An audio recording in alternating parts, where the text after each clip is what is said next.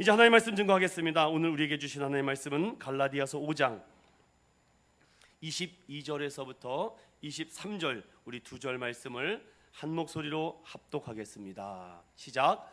오직 성령의 열매는 사랑과 희락과 화평과 오래 참음과 자비와 양성과 충성과 온유와 절제니 이 같은 것을 금지할 법이 없느니라. 아멘.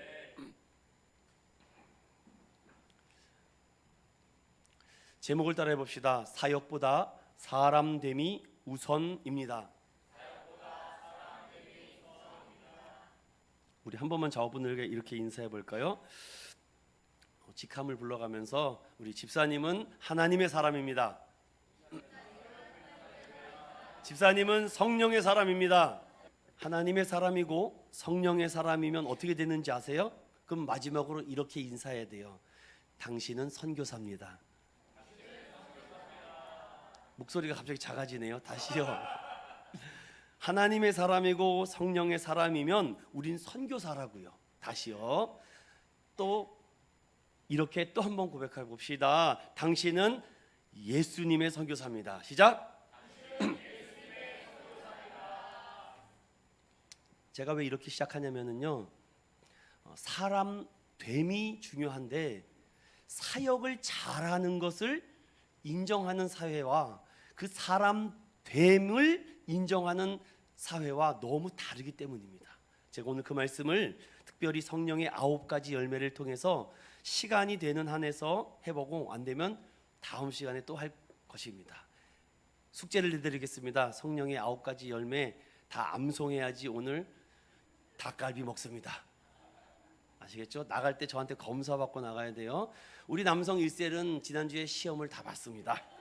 그래서 우리 강 집사님이랑 조장님이 시험을 간신히 통과를 했습니다. 아슬아슬하게 우리 두 분이 통과를 했습니다. 여러분도 이 9가지 열매를 다 외우셔서 오늘 닭갈비와 탁구 대회를 꼭 참석하시길 바랍니다. 뭐 시험 들지 마십시오. 사람 됨이 중요하다 그랬습니다. 제가 말씀을 증거할게요. 여러분, 저는 옥하는 목사님 설교를 최근에 몇 편 듣고 특별히 기도편을 들었는데 이런 말씀을 남겼습니다. 사랑하면 기도한다. 구하고 찾고 두드리는 기도 이렇게 하라. 금식 기도는 필요하다라는 주옥 같은 이 메시지가 쩌렁쩌렁하게 들렸습니다. 그러면 이런 간증을 하세요. 목사님이 생전에 일본에 갔을 때 일본 교회 목사들이 아니 한국 교회는 어떻게 그렇게 빠르게 성장하고 부흥했습니까? 라고 질문을 하는 것입니다. 부흥의 이유요? 옥 목사님은 그 일본 목회자들에게 이렇게 말합니다. 우리 대한민국은 그 배후에 가난과 고통이 있습니다. 아픔과 상처가 깊이 배어 있습니다. 예수 믿는 이를 생명 걸고 믿습니다. 예수 믿는 이를 사치품이나 교양 때로는 공부로 생각하지 않았습니다. 생존의 문제로 믿었습니다. 절실했고 절박했고 살고 싶었고 벗어나고 싶었기 때문입니다. 그러며 수많은 어머니들이 나는 틀렸지만 내 새끼만이라도 살려야 되겠다. 마룻바닥에서 기도하며 눈물로 기도한 부모님들은 그 자식들은 망하지 않고 오늘날 이렇게 성장하는 대한민국을 이룬 것은 그들의 기도와 절박함이 있었기 때문이죠. 그러며 그 어머니들에게 이런 얘기를 들었다고 합니다. 세상에서도 서글프고 못 배우고 가진 것도 없고 억울하게 살았는데 구원받지 못한다면 내가 억울해서 못 산다. 예수 믿는 것을 죽고 사는 문제로 붙들고 신앙생활을 하였다 라고 말하며 내가 천국을 소유하지 못한다면 이 세상에 다른 어떤 것을 소유한들 무슨 소용이 있으려. 참 가슴을 울리는 설교였고 간증이었습니다. 대한민국 성도들은 가난과 고통, 아픔과 상처들이 예수님을 만나자 원망이 아니라 감사로 바뀌었기 때문입니다. 그리고 이 말씀을 들은 가운데 목회자로서 개인적인 이런 생각이 들었습니다. 물론 가난과 고통이 그 배후에 예수 그리스도께 이끌림 당하는 어떤 핵심적인 역할을 했다면, 또 하나 뭐가 있었냐면, 일본과 한국의 차이점이 무엇이냐? 저는 그 가난과 고통과 원통함과 애통함과 절실함을 같이 아파하는 목회자가 있었기 때문이다. 같이 울고 같이 아파하고 같이 웃고 같이 땀 흘리는 목사들이 있었기 때문에 오늘 대한민국이 이렇게 많은 교회와 1천만을 바라봤던 교회가 되지 않았습니까? 생명 걸고 목회했습니다. 목숨 걸고 목회했던 목회자들이 있었습니다. 통회하며 이 대한민국과 이 조선 땅의 문제를 자신의 아픔이라고 생각하며 느헤미야처럼 땅을 치며 기도했던 목회자들이 있었기 때문이죠. 그들은 이렇게 말했습니다. 한국의 세례 요한이라고, 한국의 세례자 요한이라고. 그들은 성령이 충만한 사람이었습니다. 그들은 말로만 한 것이 아니라 성령의 열매들을 맺어가며 그 열매를 통해서 사역을 할 때 수많은 열매들을 거두는 역사가 일어났죠. 세례 요한처럼 설교했습니다. 회개하라, 천국이 가까이 왔다. 자기 부인과 십자가의 은혜가 있었고, 너희는 주의 길을 준비하라, 그가 오실 길을 곧게 하라 라고 말하며 죄로 말미암아 몸부림치는 영혼들에게 물로 세례를 줍니다. 그러면서 그 세례자 요한이 했던 최고의 명설교가 뭔지 아십니까? 바로 이 설교입니다. 우리 함께 봉독합니다. 시작. 나는 너희로 회개하기 위하여 물로 세례를 베풀거니와 내 뒤에 오시는 이는 나보다 능력이 많으시니 나는 그의 신을 들기도 감당하지 못하겠노라. 그는 성령과 불로 너희에게 세례를 베푸실 것이요. 아멘. 성령과 불, 구원과 심판의 주로 이 땅에 오셨습니다. 그분이 우리를 위해서 죄를 대속해 주셨습니다. 그분이 우리를 위해서 부활하셨습니다. 이제 다시 오시마 우리에게 약속하셨습니다. 그때는요, 구원과 심판의 이 권세를 가지고 우리에게 찾아오시고 우리에게 썩지 않을 면류관, 생명의 면류관을 우리에게 주실 줄로 믿습니다. 그러기에 이 땅에 사는 동안 우리는 날마다 거룩한 결단을 해야 되죠. 세례 요한에게 찾아오는 바리새인들과 사두개인들에게 요한은 이렇게 말합니다. 독사의 자식들아, 누가 너희를 가르쳐 임박한 진노를 피하랴 하며 이미 도끼가 나무 뿌리에 놓였다. 좋은 열매를 맺지 하는 나무마다 불에 찍혀 던진다. 오늘날 이런 설교 들어보셨습니까? 오늘날 이렇게 생명 걸고 설교 전하는, 내가 감옥에 가는 한이 있어도, 내가 감방에 들어가는 한이 있어도 내가 진리의 말씀을 증거하겠다라고 목숨 거는 목회자들이 있다면 대한민국 다시 살아납니다. 우리 인천운영교회 다시 살아납니다. 하나님께서 우리에게 주시는 약속을 붙들고 구원자 심판주로 주님 다시 오실 때 여러분들 다 하나님 앞에 칭찬받고 성령의 열매로 가득한 믿음의 성도들 되시기를 예수님 이름으로 축원드립니다. 그러기 위해서는요, 이 땅에 살면서 성령의 열매를 맺어야 되는데 오늘 말씀을 잘 들으셔야 됩니다. 그래야지 이 성령의 열매가 무엇인지를 잘 알게 되죠. 그러기 위해서는요, 우리가 헬라어 원문을 봐야 됩니다. 한글로 보지 말고 원문으로 보겠습니다. 자, 1번 다 같이 9번까지 헬라어를 해보겠습니다. 시작. 왜 생소하세요? 처음 보시니까 여러분, 오늘 우리 함께 읽은 22절과 23절을 헬라어 원문이라고요. 성경 원문입니다. 1번만 가르쳐 드리겠습니다. 아가페입니다. 자, 따라해 봅시다. 아가페. 두 번째는 카라입니다. 카라. 여러분 옛날에 여자 그룹 카라 아시죠? 카라. 그게 카라가 이카라입니다. 그래서 카라라는 그룹이 이카라를 쓰는 거예요. 그래서 카리스라는 말 들어보셨습니까? 은혜. 그리고 카리스마 들어보셨어요? 다 여기서 파생된 단어입니다. 3번 시작. 목사님 너무 하신다고 하시죠. 오늘 작정하셨냐고. 에이레네. 네, 이거 여기까지 하겠습니다. 더 하다가는 시험이 들어서 안 되겠습니다. 아무튼 헬라어로 이렇게 표기한다라는 정도만 눈만 가지고 있어도 여러분들 수준 높은 성도들이 됩니다. 그러면 원문을 봐야죠. 여러분 22점 호데오 크라포스 투 푸누마토스 에스틴 아가페 카라 에이라네 마카소스. 아무튼 이렇게 있습니다, 여러분. 저도 오랜만에 하니까 안 되네요. 중요한 건 넘어가겠습니다. 네.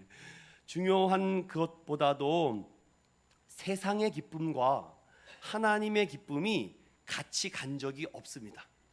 자, 그렇다면 하나님이 기뻐하는 이 성령의 열매에 대해서 제가 지금부터 잘 설명을 해볼 테니까 잘 따라와 주셨으면 고맙겠어요. 갈라디아서를 공부하고 이제 5장 마지막 절까지 받고 다음에 6장을 앞서 보기 위해서는요, 여러분들은 계속 질문이 생겨야 됩니다. 뭐가 생겨야 된다고요? 질문이 생겨야 된다고요. 5장까지 설교를 들었는데도 질문이 없다면 여러분 딴 생각한 겁니다. 어떤 질문이 들어야 되냐면, 목사님, 은혜로 우리가 구원받고 믿음으로 구원받는 건 알았습니다. 그런데 우리에게 주신 그 모세의 율법을 그러면 지키지 않아도 괜찮다는 것입니까? 그 율법을 따르지 않고 순종하지 않아도 괜찮다는 것입니까? 라는 질문이 계속해서 일어나야 돼요. 이 질문에 대해서 어떻게 답을 하고 있습니까? 성경은 계속해서 그렇지 않다. 너희가 율법의 종노릇하지 말고 노예가 되지만 않으면 된다. 이미 너희에게 자유를 주셨기 때문에. 그럼 우리가 이 대목에서 또 한번 암송해야죠. 갈라디아서 5장 1절입니다. 이제는 저를 다 보세요. 우리 남성 1셀은 통과했습니다. 이거. 네. 시작.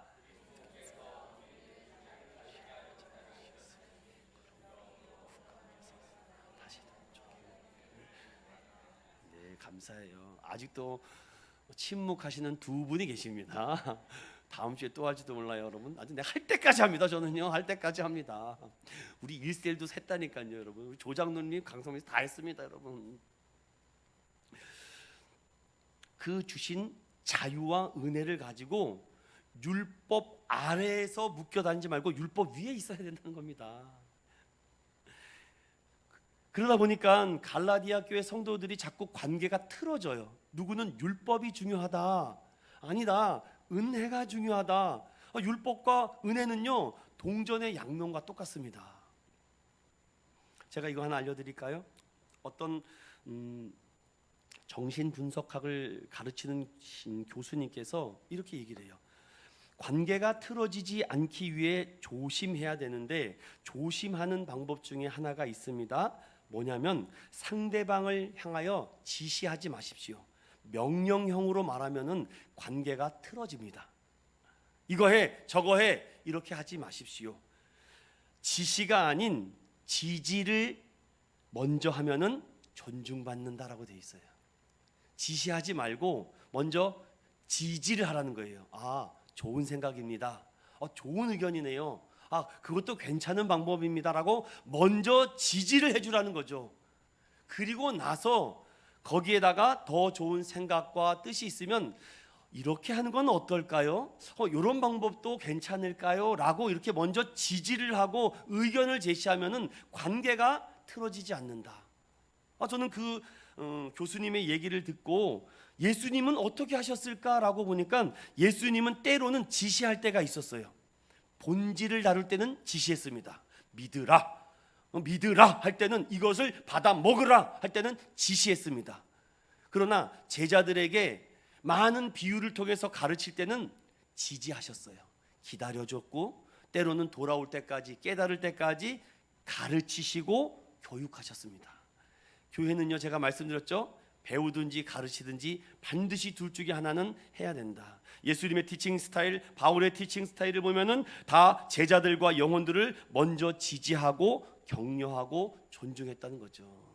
사랑 믿음의 성도 여러분, 여러분들도 우리 관계가 우리 교회 안에서 또한 세상 관계 안에서 틀어지지 않기 위해서는 상대방에게 지시적 멘트보다는 지지와 격려의 멘트가 더 먼저 시작되기를 소망합니다.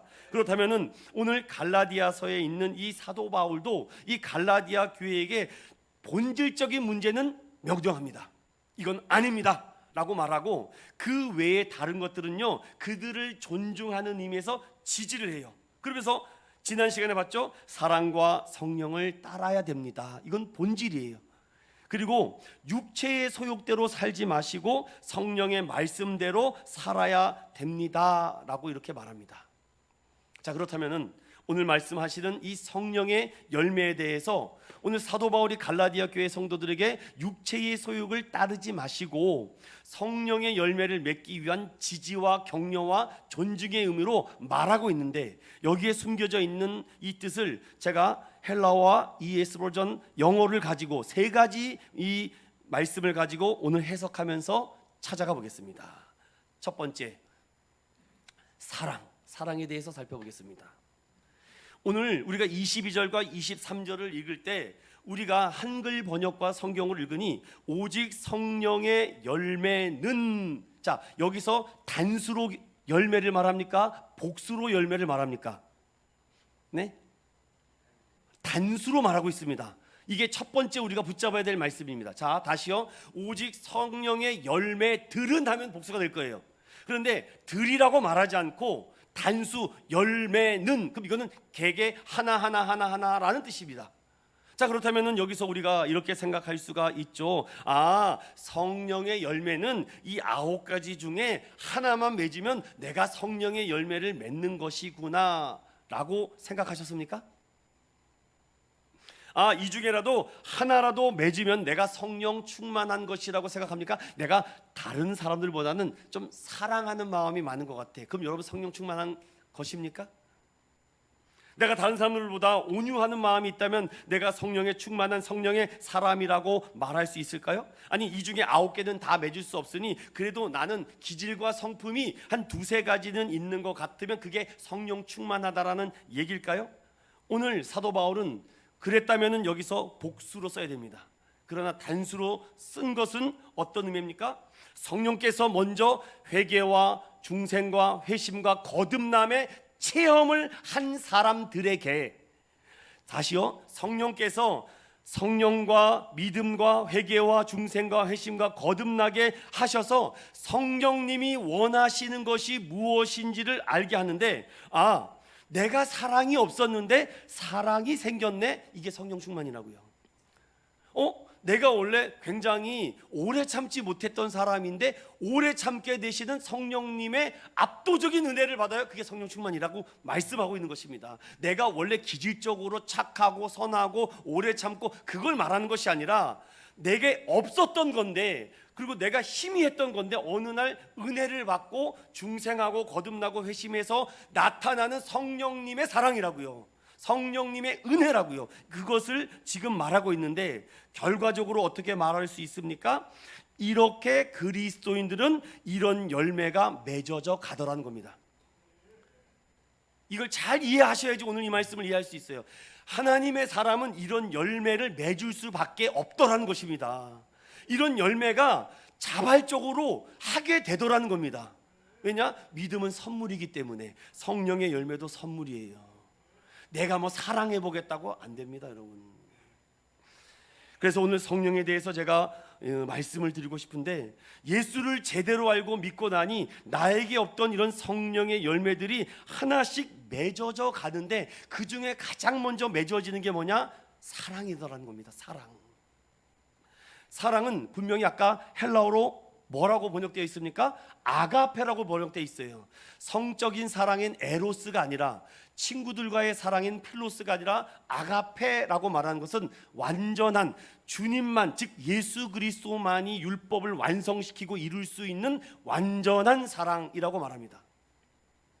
그럼 여러분, 성경에 보니까 무려 이 아가페라는 말을 예수님께서 제자들에게 51번이나 말씀을 해요. 이 51번을 통해서 어떻게 말씀하신지 우리가 성경을 좀 몇 구절 찾아야 되겠습니다. 요한복음 15장 17절.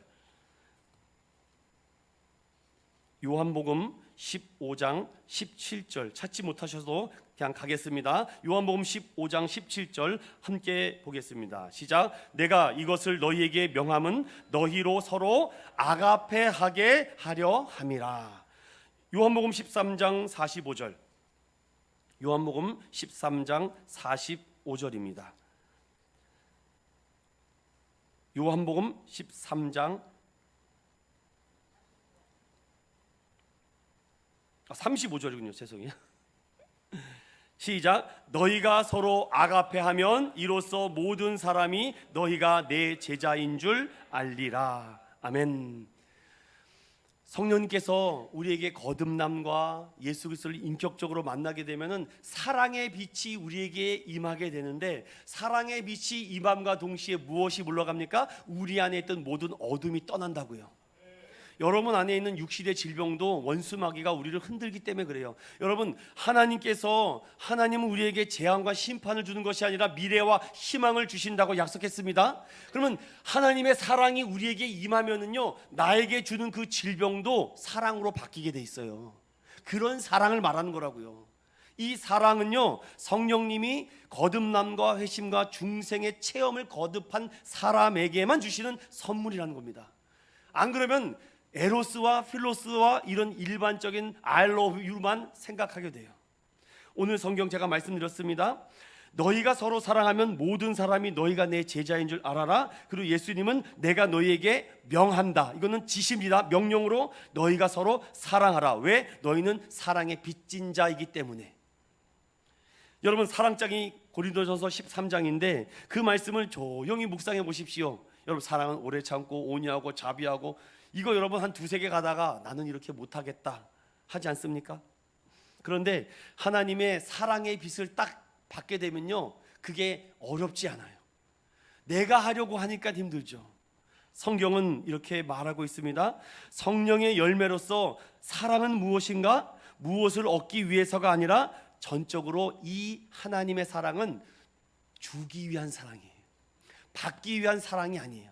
오늘 사도 바울이 말한 갈라디아 교회 성도들에게 너희들이 받은 하나님의 은혜와 사랑이 많은데 이제 그 받은 사랑을 주는 사랑으로 바뀌어야지 성령의 열매라는 겁니다. 사랑하는 믿음의 성도 여러분, 왜 그렇습니까? 이미 하나님의 조건 없는 무조건적인 사랑을 받았기 때문에 누구든지 조건 없이 타용 없이 너희가 거저 받았으니 어떻게 하라고 합니까? 거저 주라. 이게 성경이 말하는 사랑의 근본입니다.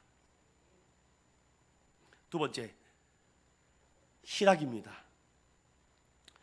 성경에 무려 200번이나 나옵니다. 굉장히 기쁨에 대해서 말하고 있죠. 여러분, 이 기쁨은요, 기쁨과 행복은 다르게 의미가 되어 있습니다. 기쁨은 기쁨의 뜻이 있고 행복은 행복의 뜻이 있습니다. 제가 조금 문헌을 찾아보니까 기쁨은 주변에서 무슨 일이 일어나고 있든 상관없이 내면에서 흘러나오는 것인데, 행복은 상황에 따라서 내가 바뀌는 거라고 합니다. 행복이란 찬양 불러보셨습니까? 화려하지 않아도, 뭐가 조건이 없어도 난 행복해. 그게 기쁨이라고요. 환경이 변하는 것에 따라서 좋았다 안 좋았다라는 감정 기복의 기쁨을 말하는 것이 아니라, 오늘 말하는 이 기쁨은 어떠한 상황이 변하더라도 내가 변하지 않는 사랑, 이렇게 말하고 있습니다. 성경을 조금 더 제가 찾아보니까 하나님이 베푸신 구원의 즐거움을 구하지 않는 기쁨은 쾌락일 가능성이 매우 높다. 성경은 인간의 이성으로 이해하기 어려운 기쁨을 말하기 때문이다. 왜냐? 성경은 고난 중에 기뻐하라, 고난을 통해 기뻐하라. 이걸 어떻게 인간의 이성으로 이해할 수 있겠습니까? 아니, 고난을 어떻게 기뻐할 수 있을까요? 그러면 우리가 성경을 또 찾아봐야 되겠습니다. 시편 30편 5절입니다. 시간이 많이 되면은 한 성경을 5, 6구절 찾아야 되는데 시간상 제가 한두 구절만 찾아보고 있습니다. 시편 30편 5절입니다. 함께 읽어보겠습니다. 시작. 그의 노염은 잠깐이요 그의 은총은 평생이로다. 저녁에는 울음이 깃들일지라도 아침에는 기쁨이 오리로다. 아멘. 하나님은 우리에게 이미 기쁨을 허락해 주셨는데 우리 안에 내면의 기쁨이 자꾸 세상 것에 뭐라 그럴까요? 빨려 들어가서 우리가 기쁨을 잃어버린다고 말하죠. 성경은 항상 뭐 하라 그럽니까? 기뻐하라, 쉬지 말고 기도하라, 범사에 감사하라. 이건 명령이에요. 그래서 저는 이것을 이렇게 좀 말씀을 드리고 넘어가고 싶어요. 사랑하는 여러분, 성경을 통독하십니까? 성경을 필사하십니까? 또 오늘 예배를 드렸습니까? 그런데 진짜 중요한 것은요, 예배를 끝나고 나가는 여러분들의 모습입니다. 여기 안에서는 다 기쁘잖아요. 근데 나갈 때도 기뻐야 돼요. 그런데 예배를 드릴 때는 희락이 넘쳐요. 그런데 막 찬양하고 기쁘고 막 기쁘다가 문 밖에 딱 나가고 주차장에서 싸워. 여러분은 그러지 않으실 줄로 믿습니다. 밥 먹다가 나보다 먼저 앞서 있는 사람 때문에 열받아. 이게 기쁨이 아니라고요. 이거는 오늘 이렇게 뒤에 서게 해주시니 감사합니다. 오늘 내 차가 저기 멀리 주차돼 있어서 감사합니다. 운동도 시켜주시고, 이게 기쁨이라고요. 이 의도를 알라고요. 이걸 모든 상황에서 내가 먼저 일본으로 먹어야 돼, 이런 기쁨이 말하는 게 아니라 땡 잡았네, 재수 좋았네, 이런 기쁨이 말하는 게 아니라 어떠한 상황에도 그걸 기쁨으로 해석하는 눈이 생긴다고요. 그게 성령의 열매가 말하는 기쁨입니다. 우리 믿음의 성도들은요, 오늘 그냥 기쁨이 넘칠 줄로 믿습니다. 막 탁골 치다 넘어가면 어머나, 아이고, 어머나, 어떻게 하나? 또 한 번 더 치시라는 주님의 은혜구나 하면 또 치고. 해석이 어떻게 되느냐가 틀려진다고 말씀을 드렸어요. 하나님은요, 우리에게 어떤 욕망을 채워주기 위해서 그 욕망을 채워주면 기쁘지, 이런 것이 아니라는 것입니다. 이미 우리 안에 폭풍과도 같은 기쁨을 허락하여 주셨던 것을 잊지 마시기 바랍니다.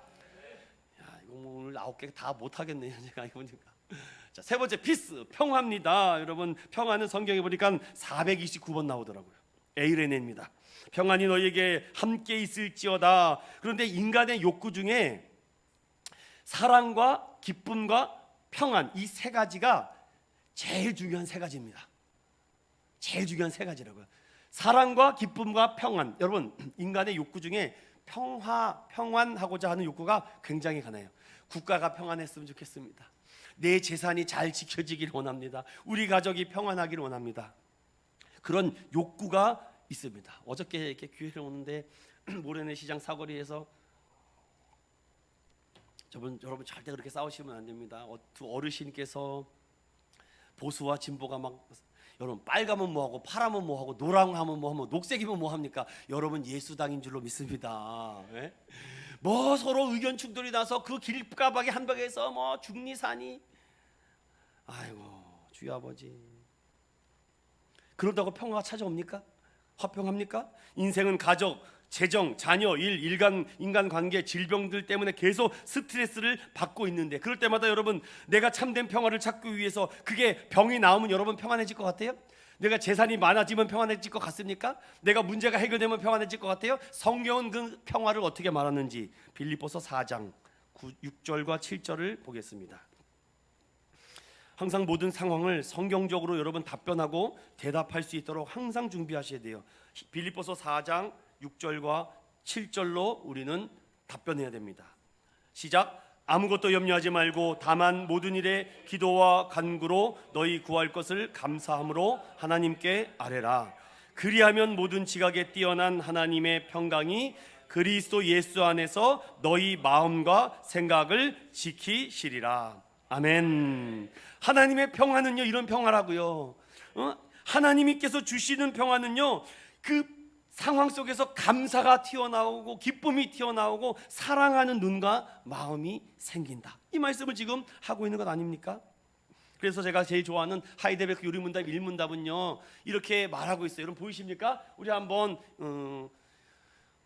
이쪽 부분만, 여러분 보시는 왼쪽이군요. 왼쪽 부분만 읽어보겠습니다. 시작. 살아서나 죽어서나 당신의 무엇입니까? 살아서나 죽어서나 나는 나의 것이 아니요 몸도 영혼도 나의 신실한 구주 예수 그리스도의 것입니다.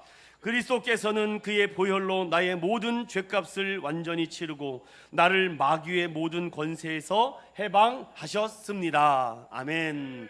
이게 평화라고요. 이 평화를 누려야지 여러분 어떠한 상황에서도 안 흔들린다는 겁니다. 예수 그리스도의 보혈의 능력으로 우리의 죄값을 다 치러주시고 우리에게 자유를, 참된 평안을 허락하여 주신 줄로 믿습니다. 네 번째 넘겨주세요. 오래 참음입니다. 오래 참음. 인내라는 단어가 성경에 70번이나 나옵니다. 그런데 누가 이 인내를 하고 싶습니까? 인내를 다른 말로 참을성이라고 얘기합니다. 여러분, 참을성이라고 얘기하니까 60도다 되는 찜질방 들어가서 모래시계 엎어놓고 참는 게 참을성이 아닙니다. 그거는 몸을 지지고 싶어서 그런 거죠. 그걸 참을성이 좋다라고 말하는 사람은 도대체 무슨 생각으로 참는지, 그건 본인이 좋아서 그게 몸을 지지는 거죠. 여러분, 그 인내가 아니죠. 우리 인생사를 돌아보면요, 참 인내가 많이 필요합니다. 특히 어디에서 제일 많은 인내가 필요한지 아세요? 병원입니다. 예약을 걸어놔도 앞에 대기자들 때문에 이거 뭐 너무 힘듭니다. 그리고 여러분, 식사도 그래요. 우리 대한민국도 많이 변했는데 예약 문화로 많이 바뀌지 않았습니까? 예약하지 않고 가면은요, 막 웨이팅이 엄청나게 길지 않아요? 또 교통 체증은 어떻습니까? 여러분, 오늘 교회 오실 때 정말 한 번에 신호등이 뚫릴 때 기분이 어때요? 뭐 짜릿하죠. 야, 오늘 대박, 좋은 일 있어요. 좋은 일 안 일어납니다, 여러분. 그냥 여러분 재수가 좋은 겁니다, 여러분. 내가 오늘 뭐 길을 기가 막히게 알아서 쪽쪽쪽 빠져서 다음에 또 막히면 어떻게 하려고요? 교통체증이 일어나면 그 오래 참음이 사라진다고요. 보통 인내심으로 참을 수 없다는 것입니다. 특히 한국 사람은 어떤 문화가 있어요? 빨리빨리 문화가 있어요. 그래서 제가 조금 또 찾아봤더니 오래 참아라, 인내하라, 전라도 말로 뭐 모르겠습니다. 전 전라도 사람이 아니라서 쪼매만 참거라잉 이런다면서요. 경상도는요, 음에 허파 디비진다. 요즘 MZ들은 MZ들은 뭐라고 하시는지 제가 찾아봤더니 기다려, 기다려 이렇게 한다고 합니다. 참 재밌어요. 하루가 길고 힘들고 엄청나게 스트레스를 계속 받으며 살아가고 있는데 오래 참는다는 것만큼 힘든 일이 없습니다. 여러분, 누가 참은 것을 좋아할까? 그럼 이 부분에 대해서 성경적인 답변을 또 찾아가 보겠습니다. 시편 37편. 오늘은 여기까지만 해야 되겠네요, 여러분. 시편 37편 7절과 9절입니다. 찾으셨으면 우리 한 목소리로 합독하겠습니다. 시작. 여호와 앞에 잠잠하고 참고 기다리라. 자기 길이 형통하며 악한 꾀를 이루는 자 때문에 불평하지 말지어다. 분을 그치고 노를 버리며 불평하지 말라. 오히려 악을 만들 뿐이라. 아멘. 사랑 믿음의 성도 여러분, 어떻게 오래 참을 수 있는가라고 말하니까 오늘 분내는 것을 잘 통제력을 가지고 조절을 잘하라 성경은 말하고, 더 중요한 것은 하나님이 보고 계신다라는 겁니다. 하나님이 보고 계시니까 분을 바라거나 노하지 말거나 불평하지 말아라. 하나님이 보고 있다. 이것이 요셉이 말하는 하나님 앞에서의 코람데오 정신입니다. 그래야지 오래 참을 수 있어요. 막 하다가도 아이고 하나님이 듣겠네, 뭐 하다가도 하나님이 보고 계시네, 그러면 우리가 조심성 있게 행동하지 않을까요? 사랑 믿음의 성도 여러분, 오늘 우리가 4가지를 살펴봤습니다. 그럼 오늘 4가지는 외워야지 밥 먹겠죠? 해보겠습니다. 시작. 네, 일단 여러분 마음껏 밥을 드십시오. 괜찮습니다. 오늘 여기까지 하고 다음에 5번째부터 다시 시작하겠습니다. 사랑하는 여러분, 하나님을 향한 소망으로 가득하면요, 사랑도 되고 기쁨도 되고, 또한 아버지 하나님께서 주신 평안이 찾아오고, 또한 이 사랑과 기쁨과 평안은요, 제일 첫 번째가 인내, 오래 참음이 있어야지 사랑도 되고 기쁨도 되고 평안도 찾아오더라고요. 그러니까 인내는 마지막에 쓰는 수단이 아니라 인내는 가장 먼저 써야 될 무기라는 것입니다. 사랑 믿음의 성도 여러분, 그분이 누구십니까? 예수 그리스도가 가장 오래 참으셨습니다. 가장 오래 참으셔서 하나님께서 아들에게 주시는 그 십자가를 짓기까지 침묵하며 도수장에 끌려가는 어린 양들과 같이, 보라 세상 죄를 지고 가는 하나님의 어린 양이로다 라고 끝까지 그 일을 완수하시고 완전하게 이루셨기 때문에 우리의 주가 되신 줄로 믿습니다. 그런 은혜가 함께하고, 여러분, 사역보다 사람됨의 사랑과 희락과 평안과 이 오래 참음의 은혜를 붙드는 한 주 되시기를 예수님의 이름으로 간절히 축원드립니다.